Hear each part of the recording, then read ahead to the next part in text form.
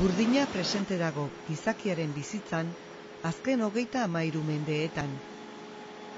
Denbora horretan, ura lantzen eta erabiltzen ikasi du gizonak, fabrikazio osoa menperatu arte. Burdinazko pieza bat ekoiztea nahiko sinplea da. Metala 1500 gradutik gora berotzen da. Bainuontzi batean irautzen da galda-zurrusta. Azkenik moldetan dosifikatzen da pieza bakoitza ekoizteko behar den kantitatea. Burdina lantzea itxuraz erraza da, baina baditu hala ere konplikazioak. Labetik atera orduko, burdina galdatuak hozteko joera du. Manipulatzeko moduaren arabera, 4-10 gradu galditzake minutuko. Galdaketa luzea denez, egiten diren lehenengo eta azkeneko piezen artean 50 graduko aldea egon daiteke, eta horrek eragin zuzena du piezen kalitatean eta kostuan. Afecta a varios aspectos de la propia operación del propio trabajo del fundidor. Galdatzailearen laneko hainbat alderditan du eragina. Batetik, neurriz gain berotu behar du metala labean, eta horrek gainkostua dakar berekin, bai material erregogorrari, bai aleazio ekarpenari dagokienez. Bestalde, metala neurriz gain berotzeak elikadura sistemak gaindimentsionatzea eskatzen du. Hau da, galdaketan lortzen dugun etekin garbiak lotura zuzena du pieza egiteko erabiltzen den metal portzentajearekin eta birziklatzen den portzentajearekin. Respecto al material aprovechado. Arazo horien irtenbidea zera da. Galda egin ondoren, behar den metal kantitatea bakarrik berotzea isurtzeko une zehatzean. Horretarako, sistema berri bat erabiltzen dute, potentzia handiko plasma zuzia.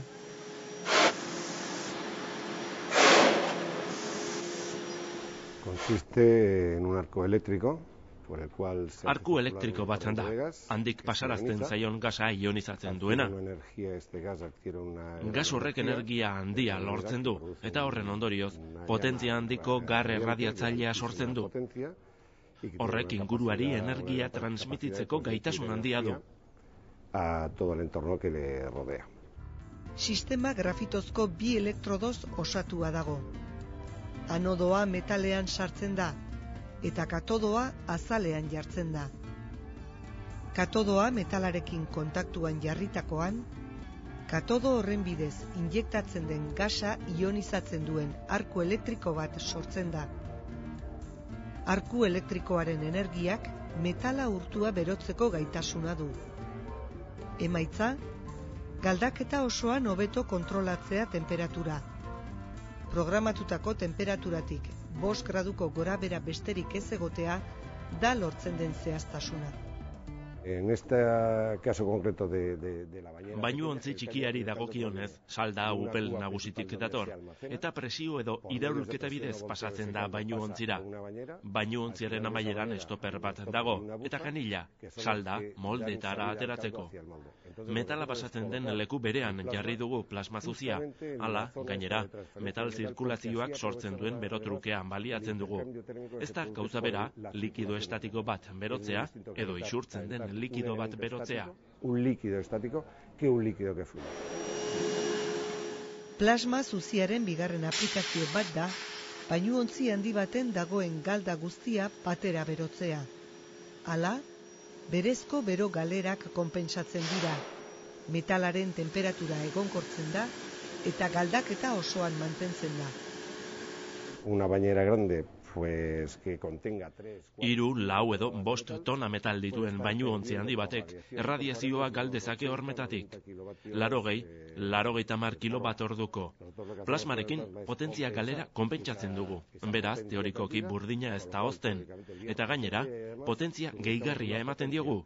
Gorago egon daitezkeen arazoak direla eta galdatzaileak 10, 20 edo 30 gradu berotu behar badu materiala. Necesite sobrecalentar el metal 10, 20, 30 grados.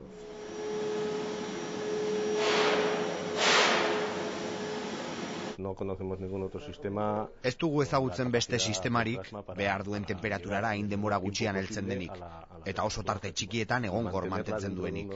Márgenes muy estrechos. Otra de las cosas sorprendentes del plasma es conseguir alcanzar esas temperaturas. Temperatura horiek lortzeko, plasmak kostu energetiko txikiagoak izatea ere gauza harrigarria da.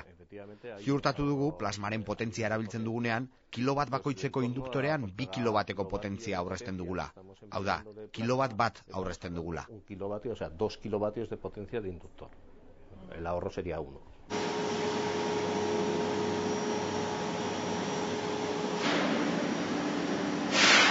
Gaur egun, metalurgia sektoreko 2 enpresa ari dira erabiltzen plasma zuziaren sistema 2 aplikazio ezberdinetan.